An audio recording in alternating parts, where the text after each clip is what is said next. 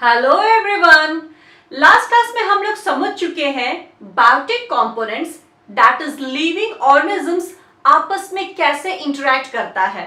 इस क्लास में हम समझेंगे हमारा एक्टिविटीज एनवायरनमेंट को कैसे इफेक्ट करता है, मतलब हमारी वजह से एनवायरनमेंट को क्या क्या प्रॉब्लम झेलना पड़ता है। वैसे तो बहुत सारा प्रॉब्लम झेलना पड़ता है, लेकिन इस चैप्टर में हम लोगों को सिर्फ दो ही प्रॉब्लम के बारे में पढ़ना है। पहला है ओजोन डिप्लेशन और दूसरा है वेस्ट डिस्पोजल और you can say garbage management. तो सबसे पहले हम लोग ओजोन लेयर डिप्लेशन डिस्कस करते हैं। ओजोन का फॉर्मूला O3 होता है, मतलब 3 ऑक्सीजन एटम मिलकर एक ओजोन मॉलिक्यूल बना होता है। ओजोन एक तरह का पॉइजनस गैस होता है जो स्ट्रेटोस्फेयर में पाया जाता है। हमारा अर्थ का एटमॉस्फेयर 5 लेयर का बना हुआ है। The lowest and the first layer is called troposphere, second stratosphere, third mesosphere, fourth thermosphere and the last and fifth one is called exosphere. Second layer stratosphere earth surface से 20-30 kilometre बाद शुरू होता है और इसी स्ट्रेटोस्फेयर में ozone gas का एक लेयर पाया जाता है। ये ओजोन लेयर ही अर्थ के एनवायरनमेंट को सन के यूवी रेडिएशन से, अल्ट्रावायलेट रेडिएशन से बचाता है और ये ओजोन गैस यूवी रेडिएशन ही बनाता है। देखो, हमारे एटमॉस्फेयर में जो ऑक्सीजन गैस का मॉलिक्यूल पाया जाता है ये 2 ऑक्सीजन एटम का बना हुआ होता है। जब इस ऑक्सीजन मॉलिक्यूल पे यूवी रेडिएशन का हाई एनर्जी पड़ता है तो ये मॉलिक्यूल 2 फ्री ऑक्सीजन एटम में स्प्लिट हो जाता है। ये ऑक्सीजन एटम बहुत अनस्टेबल होता है, बहुत रिएक्टिव होता है। ये वापस से ऑक्सीजन मॉलिक्यूल के साथ जाकर रिएक्ट कर जाता है और O3 बना देता है, ओजोन बना देता है। हमारे एटमॉस्फेयर में, दैट इज एटमॉस्फेयर के स्ट्रेटोस्फेयर में ओजोन गैस का एक लेयर पाया जाता है। ये लेयर सन के हार्मफुल यूवी रेज से अर्थ सरफेस को बचाता है। ये अर्थ सरफेस के लिए शील्ड का काम करता है। अल्ट्रावायलेट रेडिएशन हमारे अर्थ के एनवायरनमेंट के लिए बहुत डैमेजिंग है। इसकी वजह से ह्यूमन बीइंग में स्किन कैंसर हो सकता है, हमारे आंख में कैटरैक्ट हो सकता है, ये रेनफॉल को डिस्टर्ब करता है, ये क्रॉप एल्ड को अफेक्ट करता है और इन सब चीजों से हम लोगों को ओजोन लेयर बचाता है क्योंकि ये शील्ड का काम करता है। ये मैक्सिमम अल्ट्रावायलेट रेडिएशन को एब्जॉर्ब कर लेता है। लेकिन ह्यूमन एक्टिविटीज की वजह से 1980s के दौरान ओजोन का अमाउंट घट गया था, जिसकी वजह से ओजोन लेयर का डिप्लेशन हो गया था।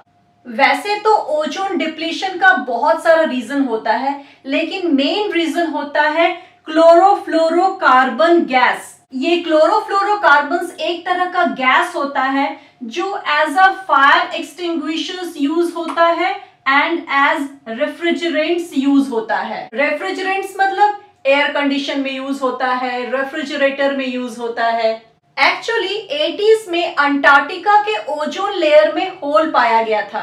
इसी से पता चला कि ओजोन लेयर डिप्लीट हो रहा है। इस डिप्लीशन को रोकने के लिए 1986 में United Nation Environment Programme UNEP ने एक एग्रीमेंट पास किया। According to that agreement CFC के प्रोडक्शन को फ्रीज कर दिया गया, मतलब CFC के प्रोडक्शन को बंद कर दिया गया, रोक दिया गया।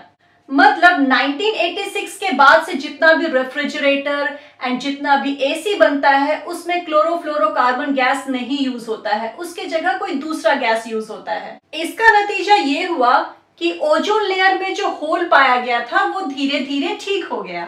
दूसरा है गार्बेज मैनेजमेंट या वेस्ट डिस्पोजल। वो चीजें जो हमें नहीं चाहिए, जिसको हम नहीं यूज करते हैं, जिसको हम फेंक देते हैं, उसी को वेस्ट कहते हैं। और जो वेस्ट हमारे आसपास में होता है, हमारे घर से निकलता है, उनको हम गार्बेज कहते हैं। वेस्ट 2 तरह का होता है, एक बायोडिग्रेडेबल और दूसरा नॉन बायोडिग्रेडेबल। वो सब्सटेंस जिसको माइक्रो ऑर्गेनिज्म डिकम्पोज कर सकता है उसको बायोडिग्रेडेबल वेस्ट कहते हैं, और वो सब्सटेंस जिसको माइक्रो ऑर्गेनिज्म डिकम्पोज नहीं कर सकता है उसको नॉन बायोडिग्रेडेबल वेस्ट कहते हैं। बायोडिग्रेडेबल वेस्ट लिविंग थिंग से मिलता है और non biodegradable waste non living thing से मिलता है। चूंकि बायोडिग्रेडेबल वेस्ट को माइक्रो ऑर्गेनिज्म डिकम्पोज कर सकता है, इसीलिए ये नेचुरली रिसाइकल होता है नेचर में। But non biodegradable can not recycle naturally.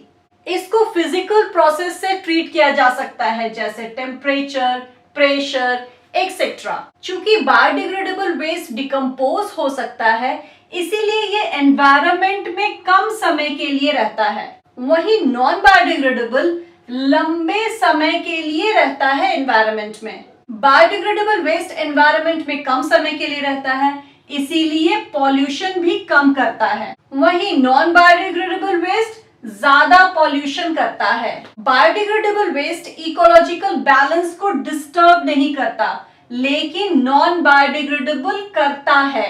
Biodegradable waste का एग्जाम्पल है फल का छिलका, सब्जी का छिलका, पेपर, जूट, गोबर एक्सेट्रा। और नॉन बायोडिग्रेडेबल वेस्ट का एग्जाम्पल है plastic, pesticides, insecticide, CFC etcetera. देखो, वेस्ट एनवायरनमेंट के लिए एक बहुत बड़ा प्रॉब्लम है। इसको हम खत्म तो नहीं कर सकते, लेकिन थोड़ा कम जरूर कर सकते हैं। इसके लिए हम 3-4 चीज कर सकते हैं। सबसे पहले तो नॉन बायोडिग्रेडेबल वेस्ट को रिड्यूस कर दे, क्योंकि ये बहुत ज्यादा पॉल्यूशन करता है एनवायरनमेंट में। एज फॉर एग्जाम्पल, हम प्लास्टिक बैग की जगह क्लॉथ बैग यूज कर सकते हैं। दूसरा, वेस्ट को डिस्पोज करने से पहले biodegradable waste and non biodegradable waste को अच्छे से सेपरेट कर लें। थर्ड, हम रिसाइकलिंग कर सकते हैं। फोर्थ, कंपोस्टिंग कर सकते हैं। फिफ्थ, सीवेज ट्रीटमेंट कर सकते हैं एक्सेट्रा।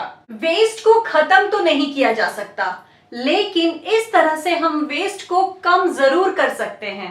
वेस्ट डिस्पोजल के साथ हमारा ये क्लास यही खत्म होता है, और इसके साथ हमारा ये चैप्टर आवर एनवायरनमेंट भी यही कंप्लीट होता है।